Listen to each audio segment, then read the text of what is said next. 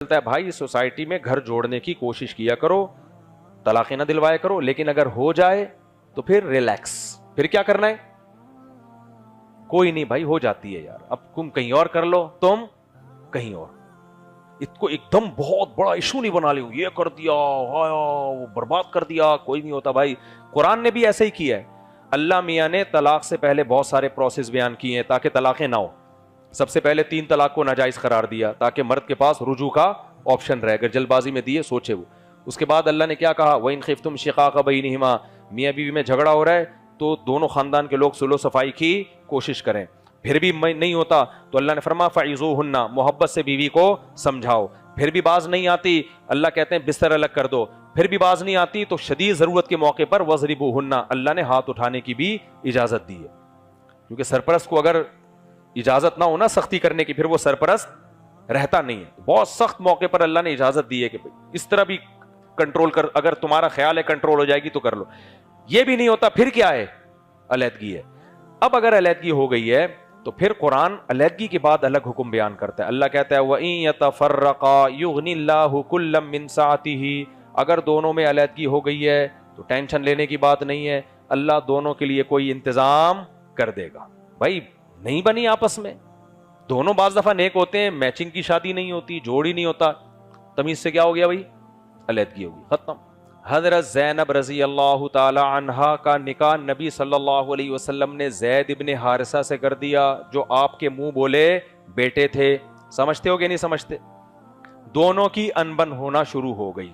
حضرت زینب تھی قریشی ہاشمی, حضرت زید ابن حارثہ غلام تھے جو آزاد ہوئے ہوئے تھے, تو ان کو نہیں لگ رہا تھا کہ یہ میرے اسٹینڈرڈ کا رشتہ ہے, یہ سمجھ رہے. لیکن نبی نے حکم دیا حضرت زینب کو کہ تم ان سے نکاح کرو, نہ چاہتے ہوئے بھی وہ ایگری ہو گئیں کہ نبی کا آرڈر ہے. حضرت زید ابن حارثہ بھی ایگری ہو گئے, لیکن آپس میں انبن ہوئی. اب جب انبن ہوئی ہے تو زید ابن حارثہ نے ارادہ کیا میں ان کو طلاق دے دیتا ہوں.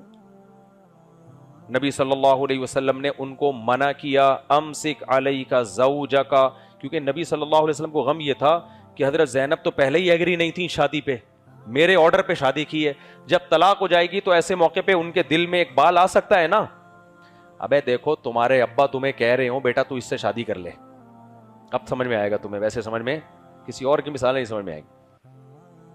یا بیٹی کو کہہ رہے ہوں کہ بیٹی یہ ہے اس سے آپ شادی کر لیں. اصل میں میرے پاس کیس آئے بھی ہوتے نا, ابا اپنی بیٹی کی گن پوائنٹ پہ شادی کر رہے ہیں, بچی نہیں چاہ رہی ہے, تو میں ان کو کہہ رہا ہوں نہیں کرو بھائی. اچھا خیر, بچی نے نہ چاہتے ہوئے بھی ابا کے کہنے پہ شادی کر لی, وسیم کے علاوہ کسی اور شخص سے. وسیم بولے گا یار وسیم سے نہیں کی, کسی اور شخص سے کر لی. اب جب ہو گئی, اب انبن ہو رہی ہے, اور اب ابا کا داماد طلاق دینے کی باتیں کر رہا ہے, تو ابا کیا کہے گا, ابے یار یہ میرے کہنے پہ میری بیٹی نے کی تھی, وہ تو پہلے بھی راضی نہیں تھی, اب تو طلاق دے دے گا نا تو میں بیٹی کو کیا منہ دکھاؤں گا. بیٹی کہے گی ابا دیکھا میں کہہ رہی تھی کہ یہ نہیں کریں شادی آپ میری یہاں. سمجھ رہے ہو کہ نہیں سمجھ رہے؟ یہی سچویشن ہوئی ہے. نبی صلی اللہ علیہ وسلم کے والد تو نہیں تھے, نبی تو ان کے جو ہے وہ ماموزاد تھے, آپ کی پھوپھی کی بیٹی تھی حضرت زینب, لیکن سچویشن سیم یہی تھی. حضرت زینب نے نبی کے کہنے پر شادی کر لی حضرت زید ابن حارثہ سے. اب انبن ہو رہی ہے, زید ابن حارثہ نے طلاق دینے کا ارادہ کیا. آپ صلی اللہ علیہ وسلم کو یہ خیال ہوا کہ بھئی حضرت زینب کے دل میں آئے گا, دیکھا میں تو پہلے نہیں پسند کر رہی تھی, اور مجھے تھا کہ یہ جوڑ کی شادی نہیں ہے, یہ میچنگ کی شادی نہیں ہے, اور نہیں بنے گی ہماری. تو اب نبی صلی اللہ علیہ وسلم کے پاس یہی آپشن تھا کہ زید ابن حارثہ کو سمجھائیں کہ بھائی یہ میرے کہنے پہ شادی ہوئی ہے, امسک علیک زوجک, اپنی زوجہ کو اپنے نکاح میں روک کے رکھو, واتق اللہ, اللہ سے ڈرو. سمجھ میں آ رہی ہے بات کہ نہیں آ رہی؟ تو آپ نے حضرت زینب کو حکم دیا, آپ حضرت زید کو حکم دیا کہ حضرت زینب کو طلاق مت دو. لیکن ایسی انبن ہوئی ہے کہ حضرت زید نے طلاق دے دی. سمجھ رہے ہو؟ اب جب دے دی طلاق تو حضرت زینب کو دھچکا لگا بہت. تو پھر نبی صلی اللہ علیہ وسلم کے دل میں خیال آیا کہ بھئی اب حضرت زینب کو جو زخم پہنچا ہے اس کا مداوع جبھی ہو سکتا ہے کہ جب حضرت زینب سے کوئی ان کا بہت اچھی جگہ رشتہ کرایا جائے. تو میں اگر نکاح کا پیغام بھیجوں گا تو حضرت زینب خوش ہوں گی, اور وہ جو ان کو غم پہنچا ہے اس کی تلافی, کیونکہ ظاہر ہے نبی صلی اللہ علیہ وسلم کا تو سب سے بڑا مقام تھا اس وقت. تو آپ حضرت زینب جو تھی آپ کی پھوپھی ذات بھی تھیں. اب نبی صلی اللہ علیہ وسلم کے دل میں خیال آیا کہ بھئی اب زینب کے غم کا مداوع اسی طرح سے ہو سکتا ہے کہ ان سے کون نکاح کرے, میں خود نکاح کا پیغام بھیج دوں. لیکن آپ صلی اللہ علیہ وسلم کو خیال ہوا کہ عرب اس پہ ایک تماشا کھڑا کر دیں گے, کیونکہ زید ابن حارثہ کو میں نے بیٹا بنایا ہوا ہے, منہ بولا بیٹا, اور عرب منہ بولے بیٹے کو حقیقی بیٹے کی طرح سمجھتے ہیں, اس کی بیوی کو بھی بہو سمجھتے ہیں. تو آپ صلی اللہ علیہ وسلم کے دل میں خیال آیا کہ بھئی میں نکاح کرتا ہوں تو یہ تلافی ہو جائے گی. لیکن پھر آپ کو خیال آیا کہ یہ جو عرب لوگ ہیں یہ تو پورا ایک تماشا کھڑا کر دیں گے, یہ کبھی مجھے جادوگر کہتے ہیں, کبھی ساحر کہتے ہیں, کبھی شاعر کہتے ہیں, کبھی مجنون کہتے ہیں, کبھی دیوانہ کہتے ہیں. اب یہ کہیں گے لو بھائی انہوں نے تو نیا دین لے آئے, بہو سے شادی کو بھی کیا کر دیا لیگل. قرآن میں آیتیں نازل ہوئیں کہ مَاللَّهُ مُبْدِيهِ, اے نبی آپ نے اپنے دل میں وہ بات چھپائی ہے جس کو اللہ ظاہر کر کے چھوڑے گا. یعنی آپ کے دل میں ان سے نکاح کا ارادہ ہے, اللہ نے آیتیں نازل کی کہ ہم اس ارادے کو دنیا کے سامنے ظاہر کریں گے. اچھا ایک اور یہاں پر حکم اور بھی سمجھیں کہ جب حضرت زید نے حضرت زینب کو ڈیورس دی ہے تو ایسا نہیں ہے کہ نبی نے ان سے ہمیشہ کے لیے بات چیت بند کر لی ہو.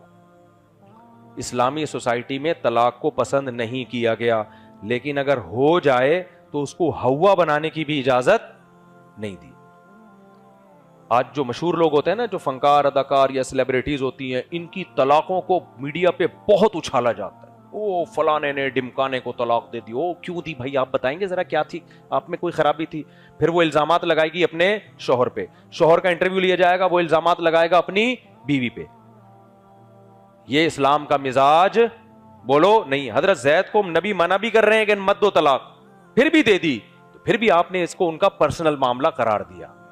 سمجھ رہے ہیں, کوئی نہیں ملتا ہمیں کہ حضرت زید سے بائیکاٹ کیا ہو, بلکہ قرآن میں اگر کسی صحابی کا نام ہے تو صرف حضرت زید ابن حارثہ کا نام ہے. اس کی وجہ یہی ہے کہ ان کا دل بہت ٹوٹ گیا تھا اس سے, اور قرآن نے پہلے دھمکی بھی دی نا کہ جب اللہ اس کے رسول تمہیں حکم دے رہے تو اس کی اطاعت کرو, تو پھر بھی ان سے نہیں ہوا وہ, تو پھر قرآن نے کیا کیا, ان کا نام ذکر کیا قرآن نے, تاکہ ایسا نہ ہو لوگ ان سے نفرت کرنا شروع کر دیں. فلما قضا زید منہا وطرن, قرآن کہہ رہے جب زید نے اپنی زوجہ کو طلاق دے دی تو اے نبی ہم نے آپ کا نکاح زینب سے کرا دیا. تو واحد صحابی ہیں حضرت زید جن کا قرآن مجید میں نام ہے. تھے یہ بھی عربی لیکن آزاد کردہ غلام تھے, تو وہ جو عرب تو غلام کو ویلیو نہیں دیتے تھے, تو اکیلے ان کا نام آیا ہے قرآن مجید میں. سمجھتے ہو کہ نہیں سمجھتے ہو, تو اس سے بھی پتہ چلتا ہے بھائی سوسائٹی میں گھر جوڑنے کی کوشش کیا کرو, طلاقیں نہ دلوایا کرو, لیکن اگر ہو جائے تو پھر ریلیکس. پھر کیا کرنا ہے, کوئی نہیں بھائی ہو جاتی ہے یار, اب تم کہیں اور کر لو, تم کہیں اور.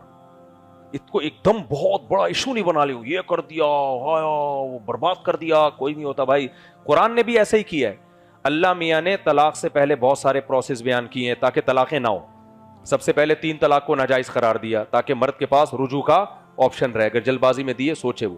اس کے بعد اللہ نے کیا کہا, وَإِنْ خِفْتُمْ شِقَاقَ بَيْنِهِمَا, میاں بیوی میں جھگڑا ہو رہا ہے تو دونوں خاندان کے لوگ صلح و صفائی کی کوشش کریں. پھر بھی نہیں ہوتا تو اللہ نے فرمایا فَعِظُوهُنَّ, محبت سے بیوی کو سمجھاؤ. پھر بھی باز نہیں آتی, اللہ کہتے ہیں بستر الگ کر دو. پھر بھی باز نہیں آتی تو شدید ضرورت کے موقع پر وَضْرِبُوهُنَّ, اللہ نے ہاتھ اٹھانے کی بھی اجازت دی ہے. کیونکہ سرپرست کو اگر اجازت نہ ہونا سختی کرنے کی, پھر وہ سرپرست رہتا نہیں ہے. بہت سخت موقع پر اللہ نے اجازت دی ہے کہ اس طرح بھی کنٹرول کر, اگر تمہارا خیال ہے کنٹرول ہو جائے گی تو کر لو. یہ بھی نہیں ہوتا, پھر کیا ہے, علیحدگی ہے.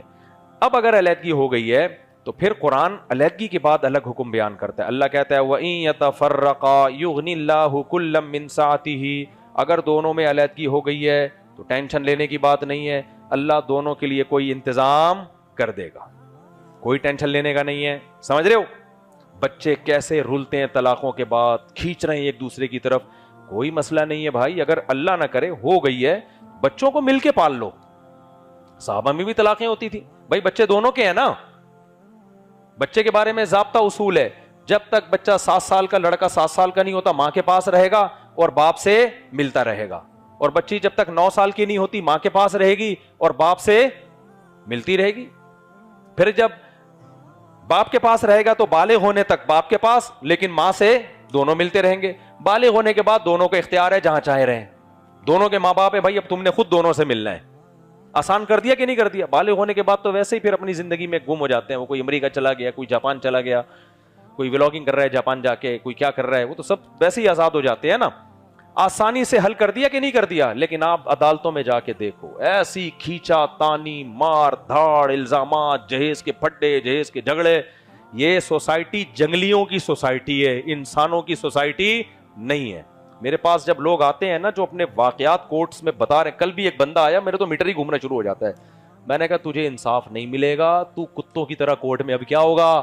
ذلیل ہوگا. میاں تھا، اس کی بیوی کھولا لے کے، بچہ لے کے مارکیٹ سے شارٹ، اور بیچارے نے 1 سال سے بچہ ہی نہیں دیکھا. میں نے کہا اب بھی نہیں دیکھے گا، کورٹ نہیں تجھے دلائے گی بچہ، یہ ذہن میں رکھنا. تو میں نے کہا جاؤ ان کے بیٹھ کے نا آپس میں مل بیٹھ کے کچھ حل کرو، کوشش کرو. تو خیر دکھائے گی بھی تو ایک دفعہ منہ دکھا دے گی کورٹ میں آ کے، یہ دیکھو تیرا بچہ، دیکھ لیا، چل واپس. بہت ہی کتوں کی طرح ذلیل ہوتے